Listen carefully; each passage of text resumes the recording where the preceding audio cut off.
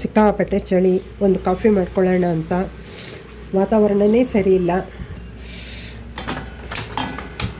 ಚಳಿಗೆ ಬೇರೆ ಎಲ್ರಿಗೂ ಹುಷಾರಿರಲ್ಲ. ಹಾಯ್ ಹಲೋ ಎಲ್ರಿಗೂ ನಮಸ್ಕಾರ. ಎಲ್ಲರೂ ಹೇಗಿದ್ದೀರಾ? ನಾನು ಚೆನ್ನಾಗಿದ್ದೀನಿ, ನೀವೆಲ್ಲರೂ ಚೆನ್ನಾಗಿದ್ದೀರಾ ಅಂತ ಭಾವಿಸ್ತೀನಿ. ಸ್ವಲ್ಪ ಚಳಿಗೆ ಹುಷಾರಾಗಿರೋದು ನೋಡಬೇಕು. ಸ್ವಲ್ಪ ಬಿಸಿ ಬಿಸಿಯಾಗಿ ಆಹಾರ ಕಾಫಿ ಎಲ್ಲ ತೊಗೊಂಡ್ರೆ ತುಂಬ ಚೆನ್ನಾಗಿರುತ್ತೆ. ಬಿಸಿ ಬಿಸಿ ಕಾಫಿ ಕುಡ್ಕೊಂಡು ಮಧ್ಯಾಹ್ನದ ಅಡುಗೆ ಆಮೇಲೆ ಕೆಲಸ ಎಲ್ಲ ರೆಡಿ ಮಾಡೋಣ ಅಂತ ಇದ್ದೀನಿ.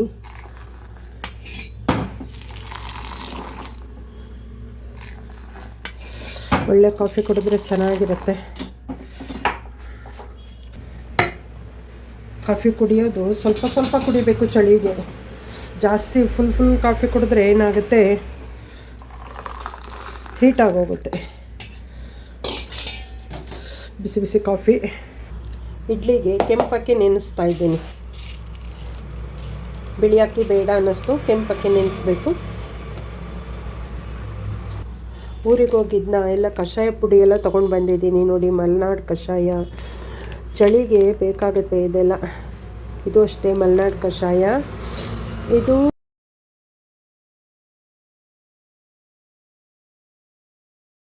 ಎಲ್ಲ ಮಿಕ್ಸ್ ಇರುತ್ತೆ. ಹರ್ಬಲ್ ಕಾಫಿ ನೋಡಿ, ಬೇಕಲ್ವಾ? ಇಷ್ಟೊಂದು ಚಳಿ ಇದೆ, ಹಾಗಾಗಿ ಇದೆಲ್ಲ ಬೇಕು. ಊರಿಂದ ಬಸಳೆ ಸೊಪ್ಪು ತಂದಿದ್ದೀನಿ. ಇದು ಗಿಡ ಬಸಳೆ ಅಂತಾರೆ ನೋಡಿ. ಇದನ್ನೇ ಇವತ್ತು ಮಧ್ಯಾಹ್ನಕ್ಕೆ ಬೇಳೆ ಹಾಕಿ ಹುಳಿ ಮಾಡ್ತಾಯಿದ್ದೀನಿ. ಎಷ್ಟು ಚೆನ್ನಾಗಿದೆ ನೋಡಿ. ಊರಲ್ಲಿ ಸಿಗೋ ಸೊಪ್ಪು ಅಂದರೆ ಒಂಥರ ಬೇರೆ ಥರ ವಾಸನೆನೂ ಇರಲ್ಲ, ಏನೂ ಇರಲ್ಲ. ಇದು ಗಿಡ ಬಸಳೆ. 2 ಗೆಡ್ಡೆಕೋಸು, 3 ಮೂಲಂಗಿ ಉಳಿದಿದೆ. ಇದನ್ನೇ ಇವತ್ತು ಪಲ್ಯ ಮಾಡೋದು. ಸಣ್ಣದಾಗಿ ಬ್ಲಾಗ್ ಮಾಡೋಣ ಅನ್ನಿಸ್ತು. ಬೆಳಗ್ಗೆ ತಿಂಡಿಗೆ ತಟ್ಟೆ ಇಡ್ಲಿ ಮತ್ತು ಚಟ್ನಿ ಮಾಡಿದ್ದೆ. ಇಡ್ಲಿಗೆ ಕೆಂಪಕ್ಕಿ, ಇದು ಉದ್ದಿನಬೇಳೆ, ಸ್ವಲ್ಪ ಮೆಂತೆ, ಜೊತೆಗೆ ಸ್ವಲ್ಪ ಸಾಗುದನ ನಾನು ಹಾಕೋದು. ಯಾವಾಗಲೂ ಬೆಳಿಗಾದರೆ ಏನು ತಿಂಡಿ ಮಾಡೋದು, ಏನು ಅಡುಗೆ ಮಾಡೋದು ಅಂತಲೇ ತಲೆ ತುಂಬ ಚಿಂತೆ ಆಗಿರುತ್ತೆ.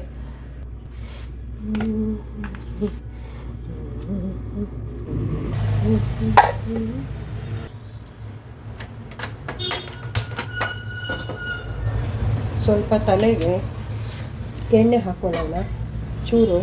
ಡಬಲ್ ಬಾಯ್ಲ್ ಮೆಥಡಲ್ಲಿ ಎಣ್ಣೆ ಸ್ವಲ್ಪ ಬಿಸಿ ಮಾಡಿ ಹಾಕೋಣ ಅಂತ. ಇದು ನಾನೇ ಕಾಯಿಸಿಟ್ಟಿದ್ದು, ಖಾಲಿ ಆಗ್ತಾಯಿದೆ, ಮತ್ತೆ ಕಾಯಿಸ್ಕೋಬೇಕು. ಚೂರು ಬಿಸಿ ಮಾಡ್ಕೊಂಡು ಹಾಕೋಣ ಅನ್ನಿಸ್ತಾ ಇದೆ. ಚಳಿಗಾಲ ಅಲ್ವಾ, ಕೂದಲೆಲ್ಲ ಡ್ರೈ ಆಗಿರುತ್ತೆ. ಈ ರೀತಿ ಹಾಕ್ಕೊಂಡ್ರೆ ತುಂಬ ಚೆನ್ನಾಗಿರುತ್ತೆ. ಕೂದಲಿಗೂ ಮಸಾಜ್ ಮಾಡಲಿಕ್ಕೂ ಒಳ್ಳೆ ಚೆನ್ನಾಗಾಗುತ್ತೆ. ಸ್ವಲ್ಪ ಬಿಸಿ ಹಾಕಬೇಕು. ಎಣ್ಣೆ ಬಿಸಿಯಾಗಿದೆ. ಹೀಗೆ ಇಟ್ಕೊಳ್ತೀನಿ, ಇಲ್ಲಾಂದರೆ ಈ ಚಳಿಗೆ ತಣ್ಣಗಾಗೋಗುತ್ತೆ. ಹಾಗಾಗಿ ಹೀಗೆ ಇಟ್ಕೊಂಡು ಮಸಾಜ್ ಮಾಡ್ಕೋಬೇಕು. ಮಸಾಜ್ ಮಾಡ್ಕೊಂಡು ಬರ್ತೀನಿ. ಸಿಂಪಲಾಗಿ ಸೊಪ್ಪು ಬೇಳೆ ಹುಳಿ ಮಾಡ್ತೀನಿ. ಬೇಳೆ ಬೇಯುವಾಗಲೇ ಒಂದು 4 ಬೆಳ್ಳುಳ್ಳಿ ಕಟ್ ಮಾಡಿ ಹಾಕ್ತೀನಿ. ಅಂದರೆ ಬೇಳೆ ವಾಯು ಅಲ್ವಾ, ಬೇಯೋಕ್ಕೆ ಹಾಕಿದಾಗ ಅದ್ರ ವಾಯು ಅಂಶ ಎಲ್ಲ ಹೋಗುತ್ತೆ ಅಂತ ಹಾಕ್ತೀನಿ. 2 ಹಸಿಮೆಣಸಿನ್ಕಾಯಿ ಈ ಥರ ಉದ್ದಕ್ಕೆ ಸೀಳಾಕ್ತೀನಿ. 1/4 ಭಾಗ ಈರುಳ್ಳಿ ಹಾಕಿ ಬೇಯಿಸೋದು. ಒಳ್ಳೆ ಪರಿಮಳ ಇರುತ್ತೆ, ಟೇಸ್ಟು ಚೆನ್ನಾಗಿರುತ್ತೆ. ಸೊಪ್ಪು ತೀರಾ ಇನ್ನು ಸಣ್ಣ ಹೆಚ್ಕೋಬೇಕು ಅಂತಿಲ್ಲ, ಅದು ಕರಗುತ್ತಲ್ವ ಬೇಯ್ತಾ. ಅದಕ್ಕೆ ಸ್ವಲ್ಪ ಈ ಥರ ಈ ಲೆವೆಲಾಗಿ ಹೆಚ್ಚಿದ್ದೀನಿ. ನೋಡಲಿಕ್ಕೆ ಇಷ್ಟು ಕಾಣುತ್ತೆ, ಆಮೇಲೆ ಬೆಂದ ಮೇಲೆ ಸ್ವಲ್ಪನೇ ಆಗಿರುತ್ತೆ. ಎಲ್ಲ ಕರಗಿ ಸ್ವಲ್ಪ ಆಗುತ್ತೆ. ವಾರದಲ್ಲಿ 1-2-3 ಜಾತಿ ಸೊಪ್ಪು ತಿನ್ನೋದು ತುಂಬ ಒಳ್ಳೆಯದು.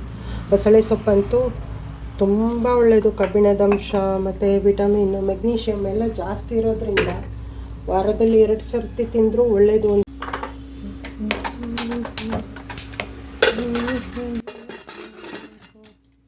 ಸೊಪ್ಪು ಬೇಯಿಸಿದ್ರೆ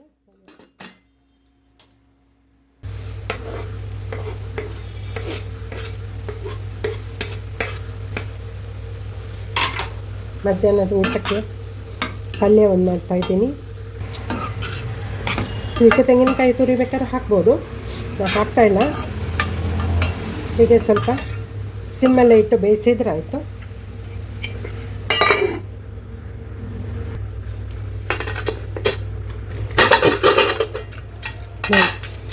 ಎಷ್ಟು ಟೇಸ್ಟಾಗಿದೆ ಸೊಪ್ಪು. ಸೊಪ್ಪುಗಳಿಗೆ ಒಂದು ಒಗ್ಗರಣೆ ಹಾಕೋಣ.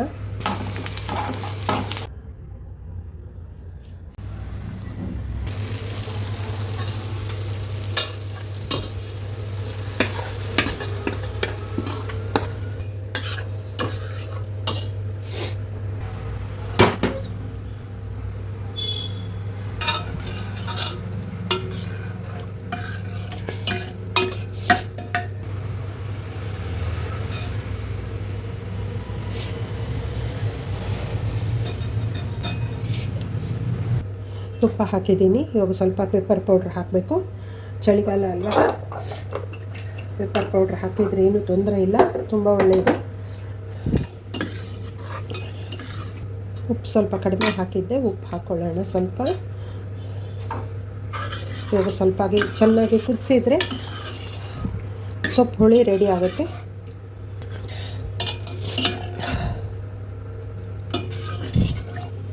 ತೆಂಗಿನಕಾಯಿ ಎಲ್ಲ ಏನೂ ಹಾಕಲಿಲ್ಲ, ಹೀಗೆ ಒಳ್ಳೆ ರುಚಿಯಾಗಿರುತ್ತೆ. ಸೊಪ್ಪು ಹುಳಿನ ಪಕ್ಕಕ್ಕೆ ಇಟ್ಕೊಳ್ತೀನಿ. ಸ್ವಲ್ಪ ಕಾಫಿ ಡಿಕಾಕ್ಷನ್ ಹಾಕಬೇಕು, ನೀರು ಕಾಯಿಲಿ. ಚಳಿಗಾಲದಲ್ಲಿ ಕಾಫಿ ಖರ್ಚು ಜಾಸ್ತಿ. ಕಾಫಿ ಕುಡಿಯೋರ ಮನೆಯಲ್ಲಿ ಖಂಡಿತ ಹೇಳ್ತೀನಿ, ಕಾಫಿ ಖರ್ಚು ಜಾಸ್ತಿ ಆಗ್ತಾ ಇರುತ್ತೆ. ಬೇರೆ ಏನೋ ಪ್ಯಾಕೆಟ್ ಹೊಡೆದು ಪುಡಿ ಹಾಕಬೇಕು. ಚೂರು ಉಪ್ಪು ಹಾಕಿದ್ದೀನಿ. ಡಿಕಾಕ್ಷನಿಗೆ ಮಾಮೂಲಿಗೆ 1 ಟೀ ಸ್ಪೂನ್ ಶುಗರ್ ಹಾಕಿದ್ದೀನಿ. ಕುದಿಯುತ್ತಿರೋ ನೀರು ಹಾಕೋಣ. ಸಂಜೆಗೆ ಇದು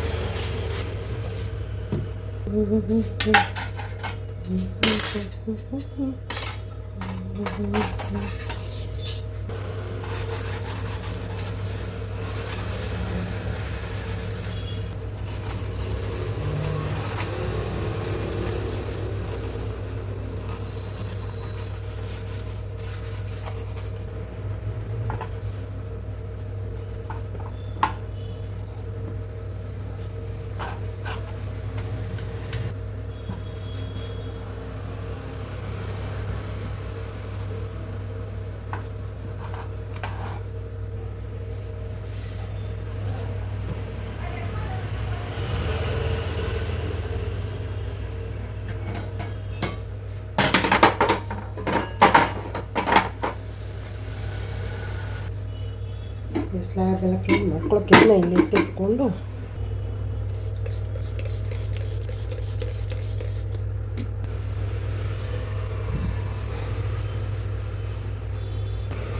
ಎಲ್ಲ ಎಣ್ಣೆ ಹಾರಿರುತ್ತಲ್ವ, ಒಂದು ಸರಿ ಸ್ಪ್ರೇ ಮಾಡಿಬಿಟ್ಟು ಒರೆಸಿದ್ರೆ ಕ್ಲೀನಾಗುತ್ತೆ. ಇದು ಬಸಳೆ ಸೊಪ್ಪು ತಂದಿದ್ನಲ್ಲ, ಹುಳಿ ಮಾಡಿದ್ನಲ್ಲ, ಅದ್ರದ್ದು ಬೇರಿದೆ, ನೆಡಬೇಕಿದು. ಗಿಡ ಬಸಳೆ ತುಂಬ ಒಳ್ಳೆಯದು.